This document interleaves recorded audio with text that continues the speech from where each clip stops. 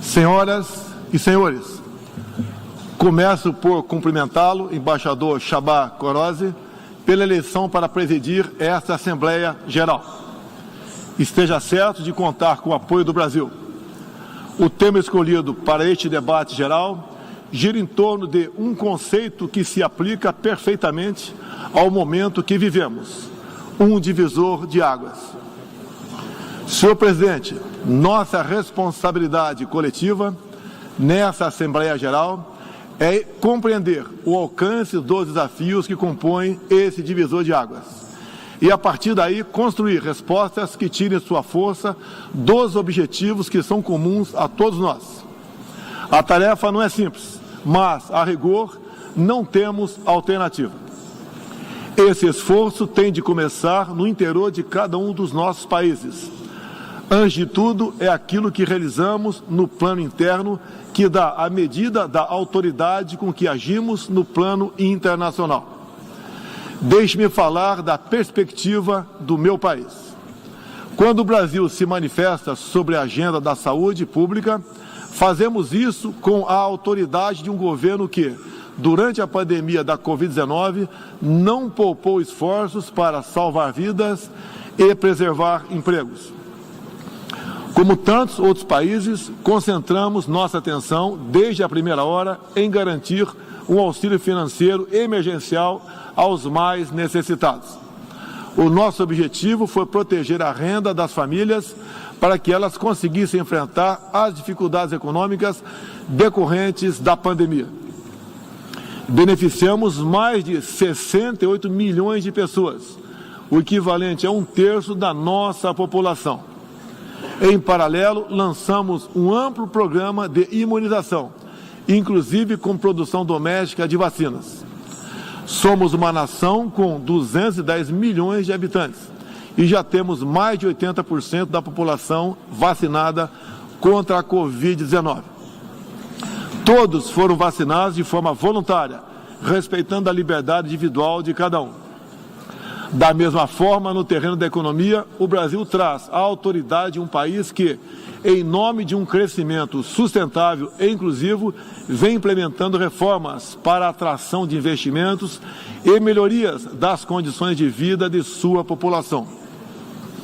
No meu governo, extirpamos a corrupção sistêmica que existia no país. Somente entre o período de 2003 e 2015, onde a esquerda presidiu o Brasil, o endividamento da Petrobras, por má gestão, loteamento político e em desvios, chegou à casa dos 170 bilhões de dólares. O responsável por isso foi condenado em 3 instâncias, por unanimidade. Delatores devolveram $1 bilhão e pagamos para a Bolsa Americana outro $1 bilhão por perdas de seus acionistas. Esse é o Brasil do passado. Aprimoramos os serviços públicos com redução de custos e investimentos em ciência e tecnologia. Hoje, por exemplo, o Brasil é o 7º país mais digitalizado do mundo.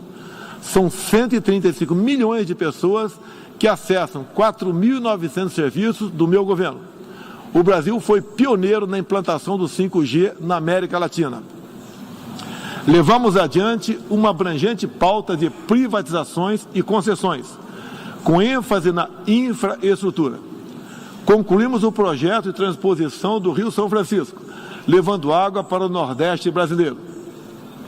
Adotamos novos marcos regulatórios, como o do saneamento básico, o das ferrovias e o do gás natural. Além disso, melhoramos o ambiente de negócios, com a Lei da Liberdade Econômica e a Lei de Startups. Como resultado, criamos oportunidades para o jovem empreender e ter empregos de qualidade. Coroando todo esse esforço de modernização da economia brasileira, estamos avançando a passos largos para o ingresso do Brasil como membro pleno da Organização para a Cooperação e Desenvolvimento Econômico, a OCDE. Apesar da crise mundial, o Brasil chega ao final de 2022 com uma economia em plena recuperação. Temos emprego em alta e inflação em baixa. A economia voltou a crescer. A pobreza aumentou em todo o mundo sob o impacto da pandemia. No Brasil, ela já começou a cair de forma acentuada. Os números falam por si só. A estimativa é de que, no final de 22, 4% das famílias brasileiras estejam vivendo abaixo da linha da pobreza extrema. Em 2019, eram 5,1%. Isso representa uma queda de mais de 20%. O Auxílio Brasil, programa de renda mínima criado no meu governo durante a pandemia, que atende 20 milhões de famílias, faz pagamentos de quase $4 por dia às mesmas. O desemprego caiu 5 pontos percentuais, chegando a 9%, taxa que não se via há 7 anos. Reduzimos a inflação com estimativa de 6% no corrente ano. Tenho a satisfação de anunciar que tivemos deflação inédita no Brasil nos meses de julho e agosto. Desde junho, o preço da gasolina caiu mais de 30%. Hoje, um litro no Brasil custa cerca de 90 centavos de dólares. O preço da energia elétrica também teve uma queda de mais de 15%. Quero ressaltar que o custo da energia não caiu por causa de tabelamento de preços ou qualquer outro tipo de intervenção federal. Foi resultado de uma política de racionalização de impostos formulada e implementada com apoio do Congresso Nacional. Em 2021, o Brasil foi o quarto maior destino de investimentos estrangeiros direto no mundo.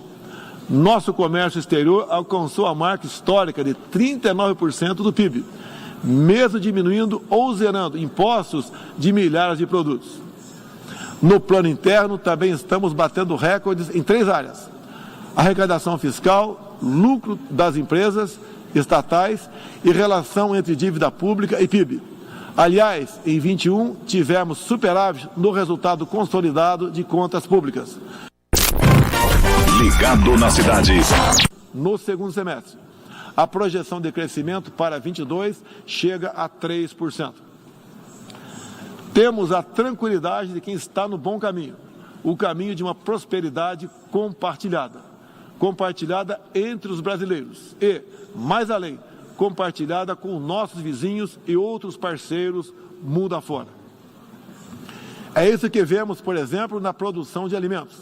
Há 4 décadas, o Brasil importava alimentos. Hoje, somos um dos maiores exportadores mundiais. Isso só foi possível graças a pesados investimentos em ciência e inovação, com vistas à produtividade e à sustentabilidade. Faço aqui um tributo à pessoa de Alisson Paulinelli, candidato brasileiro ao Prêmio Nobel da Paz, por seu papel na expansão da fronteira agrícola brasileira com o uso de novas tecnologias. Este ano, o Brasil já começou a colheita da maior safra de grãos da nossa história. Estima-se pelo menos 270 milhões de toneladas. O Brasil também, em poucos anos, passará de importador a exportador de trigo. Para o período de 22-23, a previsão é que a produção total ultrapasse os 300 milhões de toneladas. Como afirmou a diretora-geral da Organização Mundial do Comércio, em recente visita que nos fez, se não fosse o agronegócio brasileiro, o planeta passaria fome, pois alimentamos mais de 1 bilhão de pessoas ao redor do mundo. O nosso agronegócio é orgulho nacional.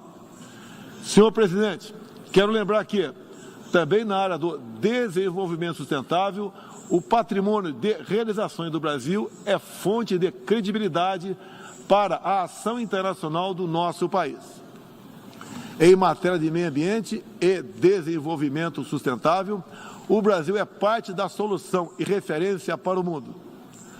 2/3 de todo o território brasileiro permanece com vegetação nativa, que se encontra exatamente como estava quando o Brasil foi descoberto em 1500. Na Amazônia brasileira, área equivalente à Europa Ocidental, mais de 80% da floresta continua intocada, ao contrário do que é divulgado pela grande mídia nacional e internacional. É fundamental que, ao cuidarmos do meio ambiente, não esqueçamos das pessoas. A região amazônica abriga mais de 20 milhões de habitantes, entre eles indígenas e ribeirinhos, cuja subsistência depende de algum aproveitamento econômico da floresta. Levamos internet a mais de 11 mil escolas rurais e a mais de 500 comunidades indígenas. O Brasil começou sua transição energética há quase meio século, em reação às crises do petróleo daquela época. Hoje temos uma indústria de biocombustíveis moderna e sustentável. Indústria que contribui para a matriz energética mais limpa entre os países do G20. Cerca de 84% da nossa matriz elétrica atualmente é renovável. E esse é o objetivo que muitos países desenvolvidos esperam alcançar somente depois de 2040 ou 2050. No ano passado, o Brasil foi escolhido pelas Nações Unidas como o país campeão da transição energética. Temos capacidade para ser um grande exportador mundial de energia limpa. Contamos com um excedente já em construção, que pode chegar a mais de 100 gigawatts, entre biomassa, eólica, terrestre e solar, além da oportunidade ainda não explorada de eólicas marítimas de 700 gigawatts, com um dos menores custos de produção do mundo. Essas fontes produzirão hidrogênio verde para exportação. Parte dessa energia 100% limpa abre a possibilidade de sermos fornecedores de produtos industriais altamente competitivos, especialmente no Nordeste brasileiro, com uma das menores pegadas de carbono do mundo. A agenda do desenvolvimento sustentável é afetada de várias maneiras pelas ameaças à paz e à segurança internacional. Erguemos as Nações Unidas em meio aos escombros da Segunda Guerra Mundial. O que nos motivava naquele momento era a determinação de evitar que se repetisse o ciclo de destruição que marcou a primeira metade do século XX. Até certo ponto, podemos dizer que fomos bem-sucedidos. Mas hoje, o conflito na Ucrânia serve de alerta. Uma reforma da ONU é essencial para encontrarmos a paz mundial. No caso específico do Conselho de Segurança, após 25 anos de debates, está claro que precisamos buscar soluções inovadoras. O Brasil fala desse assunto com base em uma experiência que remonta aos primórdios da ONU. É pela 11ª vez que ocupamos assento não permanente no Conselho. Temos buscado dar o melhor de nós para a solução pacífica e negociada dos conflitos internacionais, sempre guiados pela Carta da ONU e pelo direito internacional. O Brasil também tem um longo histórico de participação em missões de paz da ONU.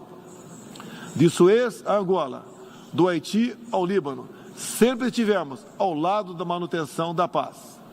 Também contribuímos para a paz ao abrirmos nossas fronteiras para aqueles que buscam uma chance de reconstruir suas vidas em nosso país. Desde 2018, mais de 6 milhões de irmãos venezuelanos foram obrigados a deixar seu país. Muitos deles vieram para o Brasil. Nossa resposta a esse desafio foi a Operação Acolhida, que se tornou referência internacional. Já são mais de 350 mil venezuelanos que encontraram em território brasileiro assistência emergencial, proteção, documentação e a possibilidade de um recomeço. Todos têm acesso ao mercado de trabalho, a serviços públicos e a benefícios sociais. Nos últimos meses, chegam por dia ao Brasil a pé cerca de 600 venezuelanos, a grande maioria dos quais mulheres e crianças, pesando em média 15 quilos a menos do que tinham antes, fugindo da violência e da fome. A política brasileira de acolhimento humanitário vai além da Venezuela. Temos também recebido haitianos, sírios, afegãos e ucranianos. Senhor presidente, o conflito na Ucrânia já se estende por 7 meses e gera apreensão não apenas na Europa, mas em todo o mundo. Quero, em primeiro lugar, renovar o agradecimento do Brasil aos países que ajudaram na evacuação de brasileiros que se encontravam na Ucrânia quando começou o conflito. Refiro-me especialmente à Eslováquia, Hungria, Polônia, Romênia e República Tcheca. A operação foi exitosa. Não deixamos ninguém para trás, nem mesmo seus animais de estimação. Diante do conflito em si, o Brasil tem se pautado pelos princípios do direito internacional e da Carta da ONU. Princípios que estão consagrados também em nossa Constituição. Defendemos um cessar-fogo imediato, a proteção de civis e não combatentes, a preservação da infraestrutura crítica para assistência à população e a manutenção de todos os canais de diálogo entre as partes em conflito. Esses são os primeiros passos para alcançarmos uma solução que seja duradoura e sustentável. Temos trabalhado nessa direção. Nas Nações Unidas e em outros fóruns, temos tentado evitar o bloqueio dos canais de diálogo, causado pela polarização em torno do conflito. É nesse sentido que somos contra o isolamento diplomático e econômico. As consequências do conflito já se fazem sentir nos preços mundiais de alimentos, de combustíveis e de outros insumos. Esses impactos nos colocam a todos na contramão dos objetivos do desenvolvimento sustentável. Países que se apresentavam como líderes da economia de baixo carbono, agora passaram a usar fontes sujas de energia. Isso configura um grave retrocesso para o meio ambiente. Apoiamos todos os esforços para reduzir os impactos econômicos dessa crise, mas não acreditamos que o melhor caminho seja a adoção de sanções unilaterais e seletivas, contrárias ao direito internacional. Essas medidas têm prejudicado a retomada da economia e afetado os direitos humanos de populações vulneráveis, inclusive em países da própria Europa. A solução para o conflito da Ucrânia será alcançada somente pela negociação e pelo diálogo. Faço aqui um apelo às partes, bem como a toda a comunidade internacional. Não deixe escapar nenhuma oportunidade de pôr fim ao conflito e de garantir a paz. A estabilidade, a segurança e a prosperidade da humanidade correm sério risco se o conflito continuar. Senhor presidente, tenho sido um defensor incondicional da liberdade de expressão. Além disso, no meu governo, o Brasil tem trabalhado para trazer o direito à liberdade de religião para o centro da agenda internacional de direitos humanos. É essencial garantir que todos tenham o direito de professar e praticar livremente sua orientação religiosa, sem discriminação.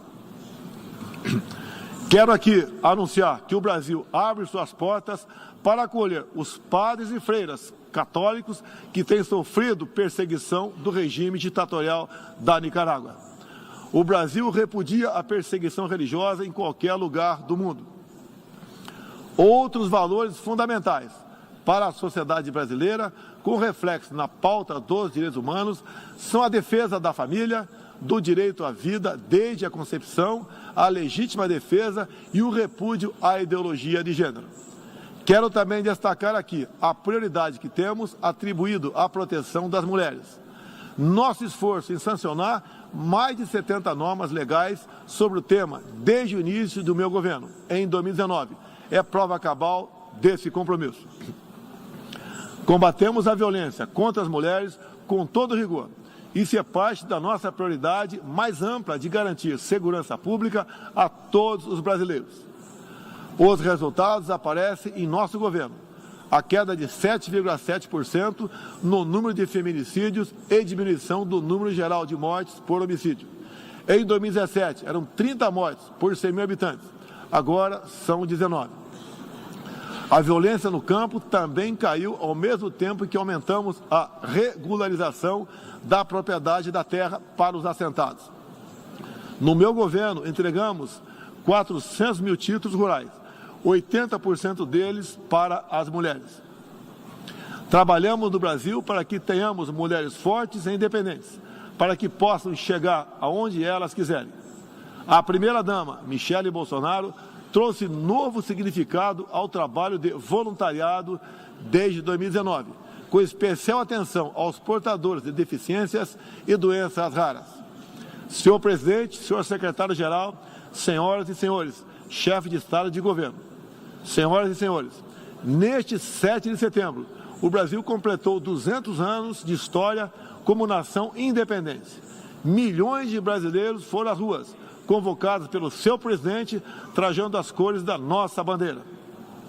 Foi a maior demonstração cívica da história do nosso país. Um povo que acredita em Deus, pátria, família e liberdade. Muito obrigado a todos os senhores.